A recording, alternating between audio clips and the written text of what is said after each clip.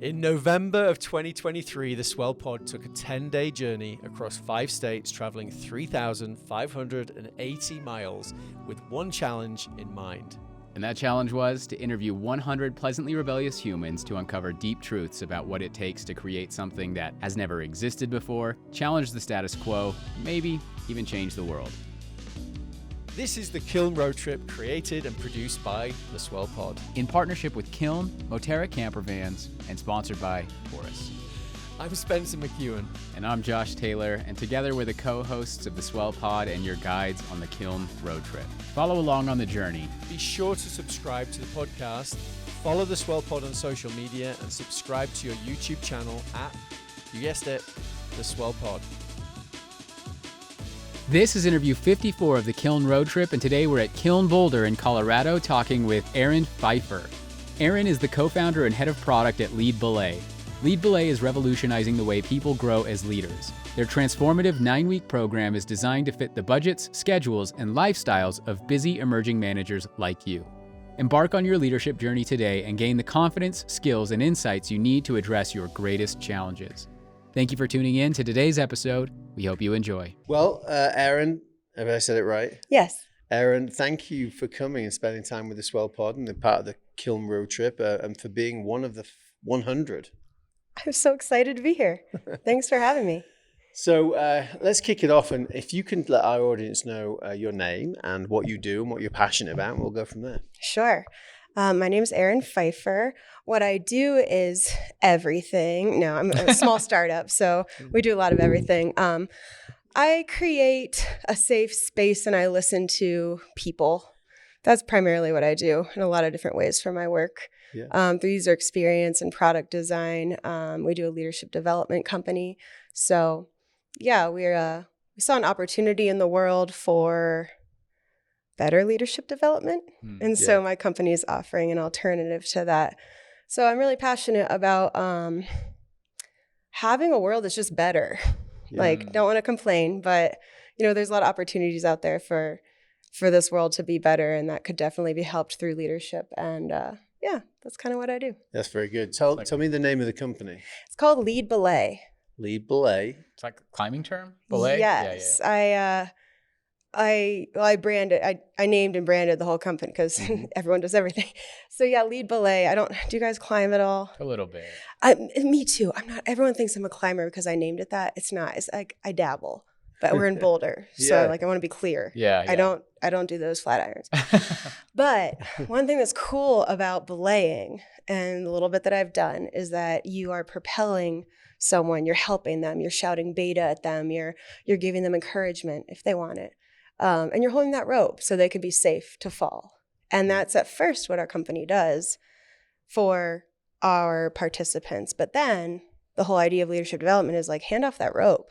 Like, let's make leaders who can actually do the belaying for their people. So it's kind of a relationship like that. That's why I named it that, or why we named it that. Yeah. So you mentioned, so you saw this opportunity and you believe that there was an alternate approach. Yeah.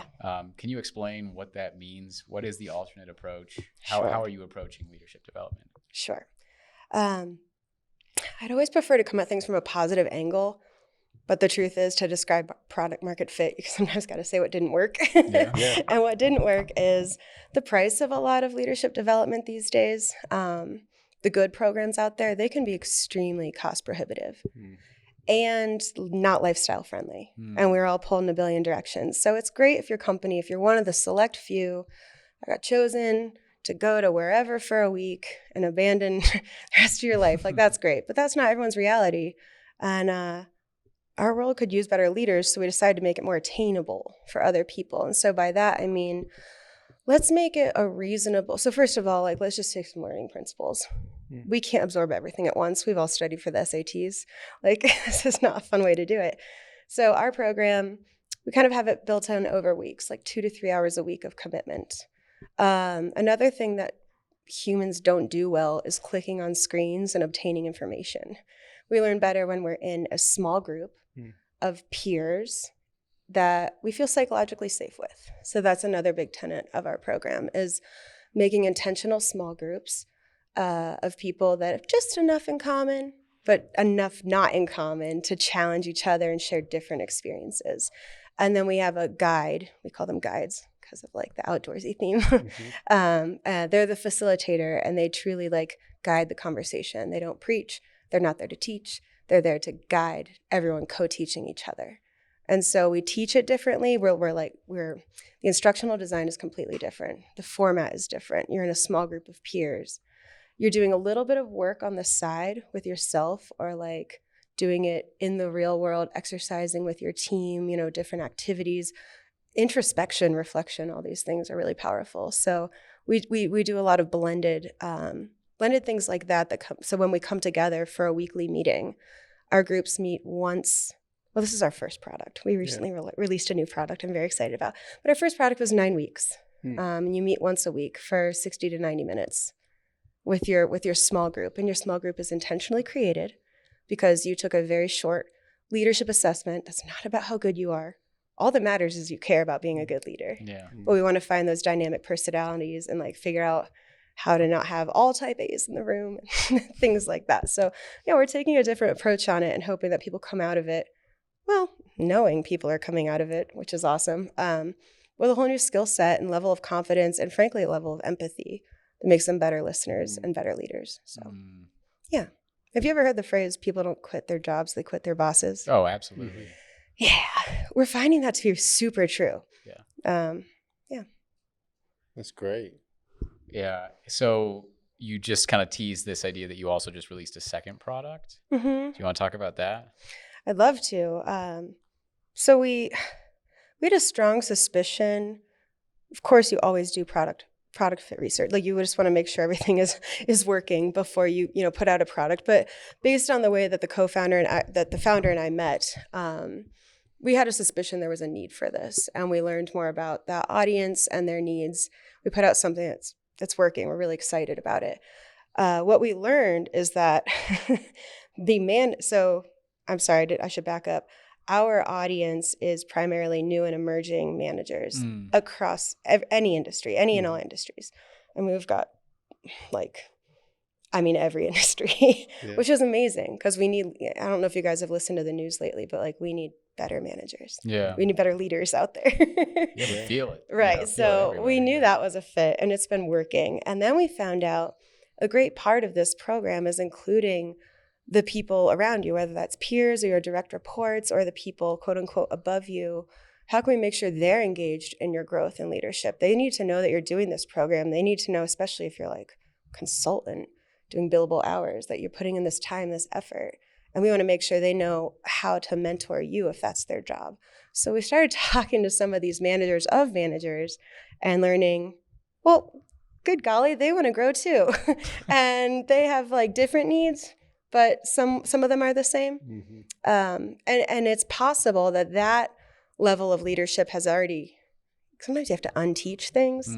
So it's really interesting. The what we're offering at the ground level and how humans learn and relate, it's the same. It's let's be in a small group together. Let's relate. Let's feel safe. Let's get vulnerable. Let's get real. Let's workshop these challenges we have together. Let's have someone in the room that knows what they're talking about in case all of us don't. But also the challenges are unique to the different levels of leadership. So that's been a new product we've recently launched. And so we have the emerging leader ascent and we have the next level leader ascent. And looking at 2024, we're excited. We're looking at the aspiring leader ascent. So those people who are listen, I got to be a leader. And I'm not sure what that path is for me. I have these leadership traits. I think I want it.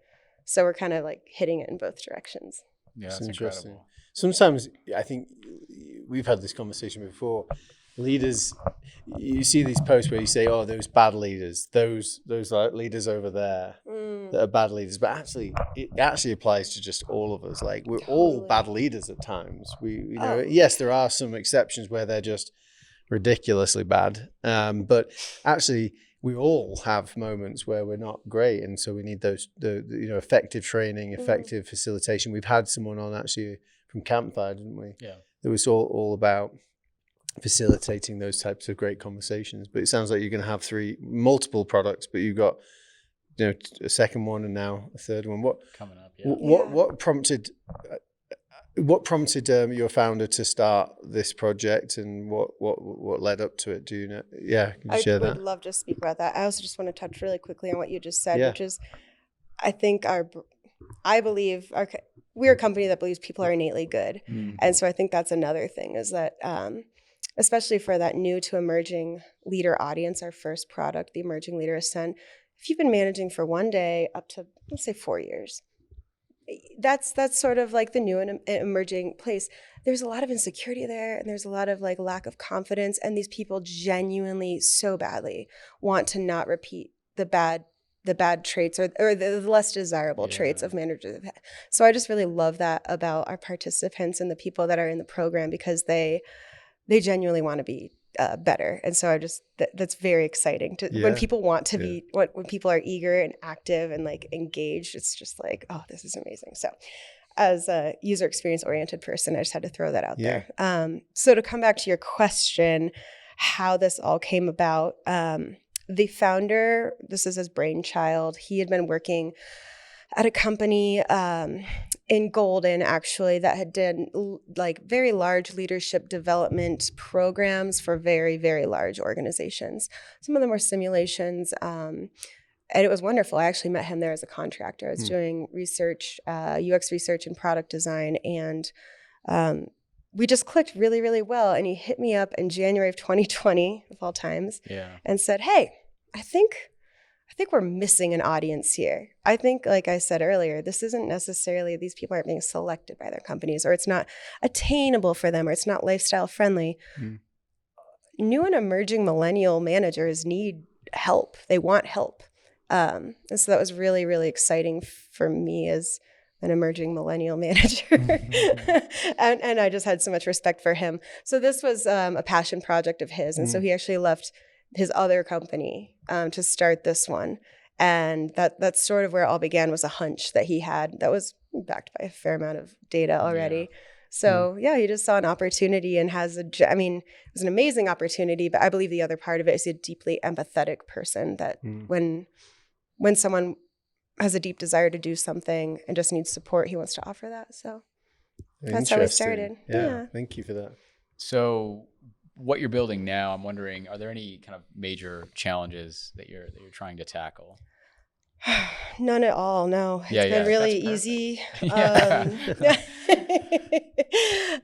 Yes. So there are a few, and the biggest. The biggest, yes, thank you. There are a few. I think the one, and this is the cool thing about him, us, our company. Like we know enough about startups. We're kind of looking forward to like, what's it going to be? We know there's going to be the thing. We know there's going to be the things. Like, what are the hurdles? What are the ones where I have to lift you on my shoulder? Like, how do we get over this hump?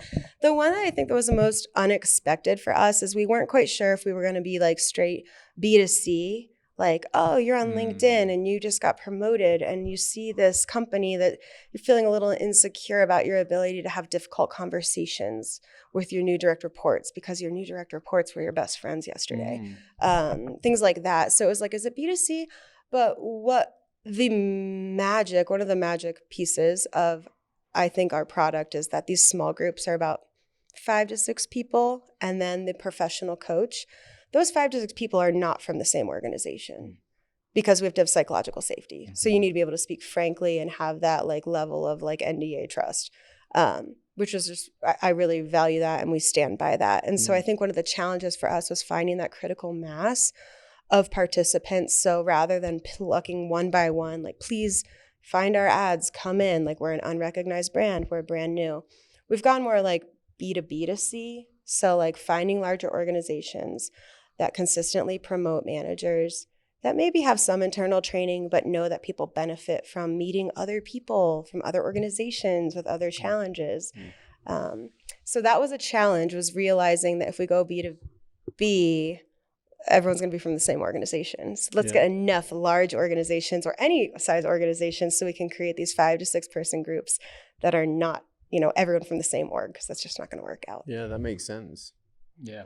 How about the vision for where you're going next, or like 5 years from now? What's his vision? Because these are in-person facilitation, right?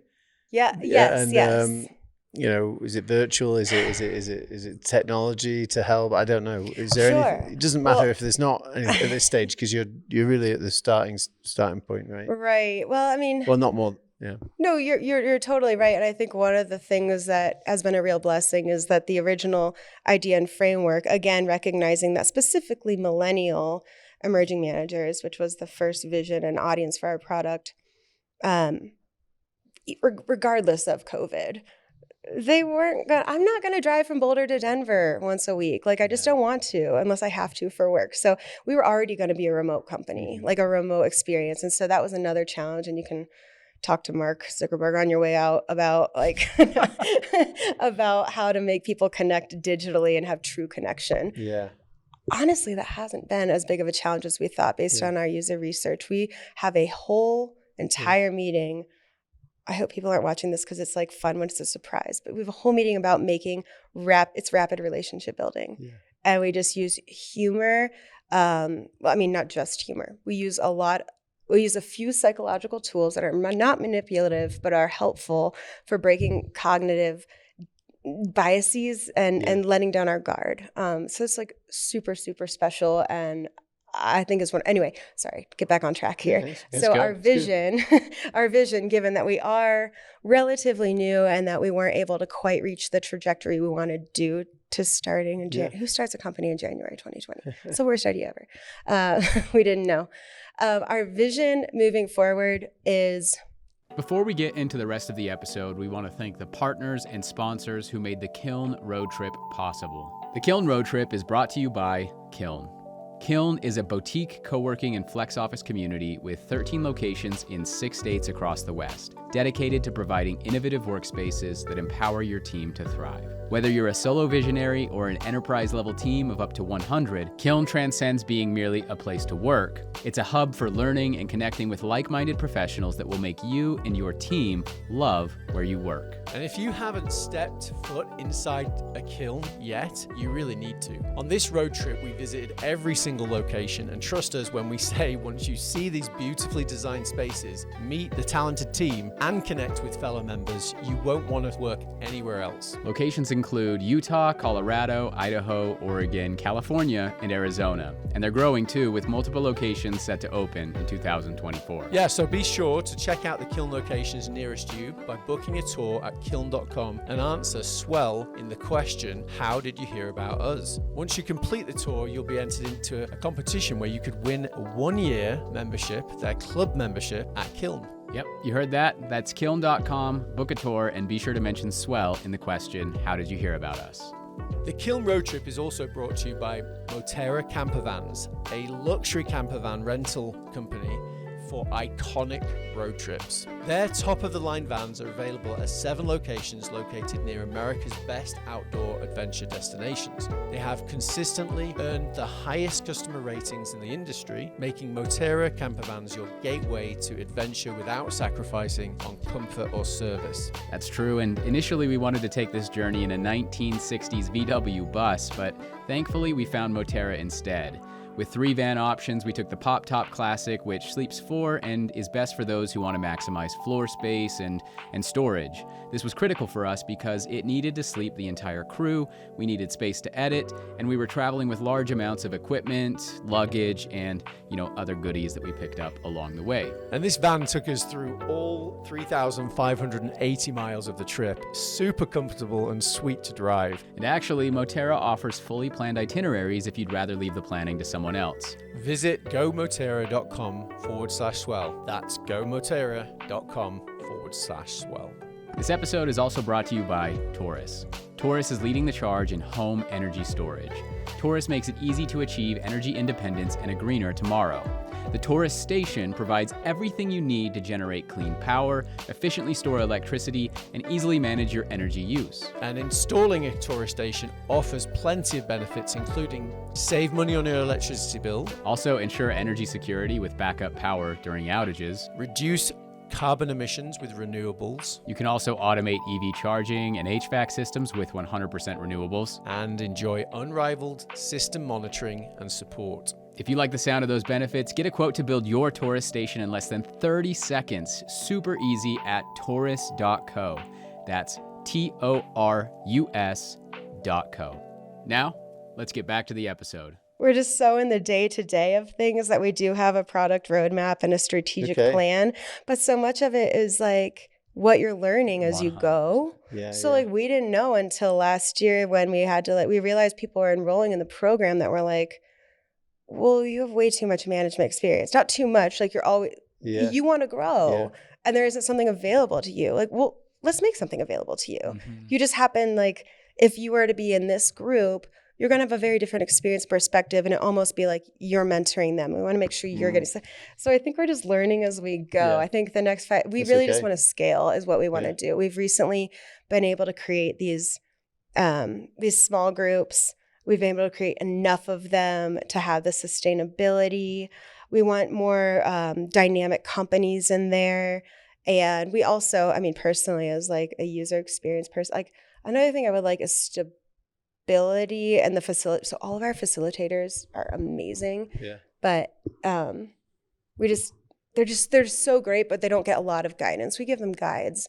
I don't know one belayer's, we call them belayers, by the way. Nice. I don't know one belayer's experience from another. Like, all I know is our guides are really great because I do research about the post-program experience.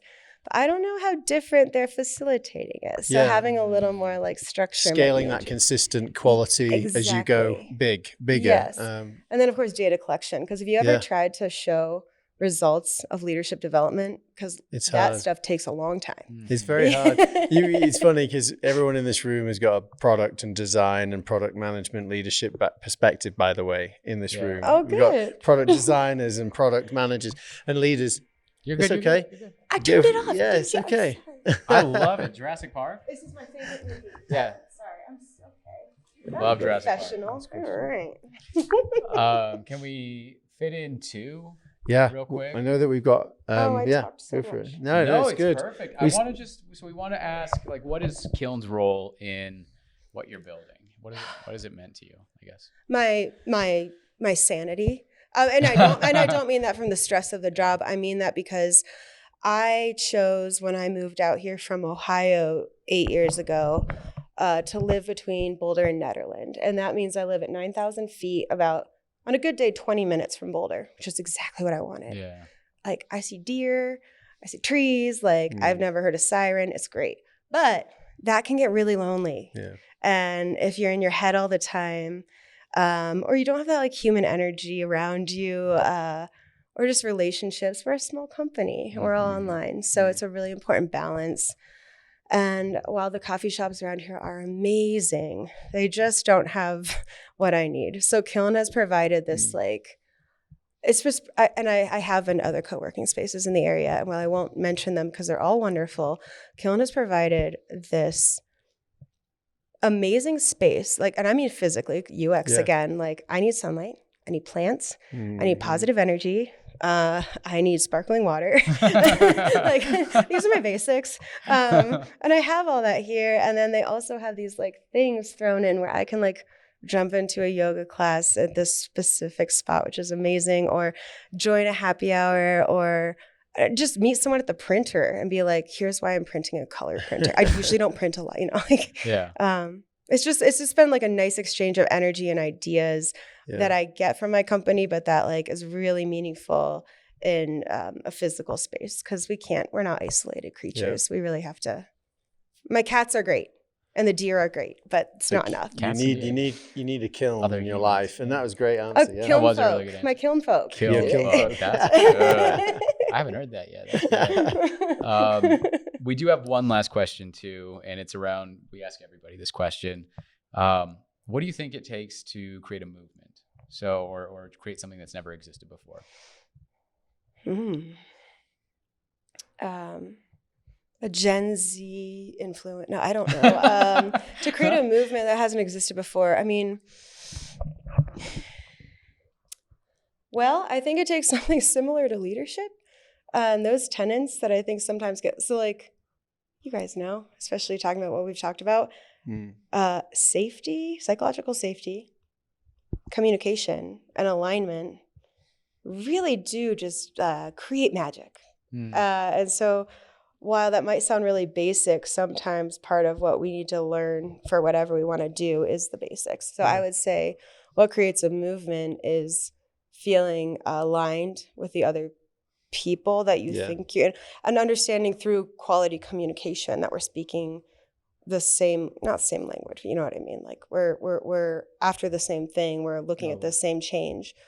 We're aligned in that way, and then we're psychologically safe with one another, where like as long as I'm not a complete idiot online, my people are going to be with me. Like it's that tribe mentality. Not tribe as in like you can't come in, but tribe as in like just because you don't have everything figured out doesn't mean you're not allowed to be part of our community. So I would say, you know, just like leadership, safety, communication, alignment really will help people have that base they need in order to participate in a movement in a meaningful way and make change. Yeah, that's fantastic. That's great. Well, thank you for coming along on this interview and this journey with us, being one of the 100. I'm so thrilled to be here. I appreciate the time and all your great questions. Thanks for tuning in to today's episode of the Kiln Road Trip. Be sure to follow along on the rest of the journey, and you can do that in 2 ways. 1, subscribe to the podcast, whether you're listening on Apple, Spotify, or maybe even watching on YouTube, and follow along on all of our social media platforms, whether you're on LinkedIn, Instagram, Facebook, Twitter, or TikTok, at the Swell Pod. Thanks again, and we'll see you in the next episode.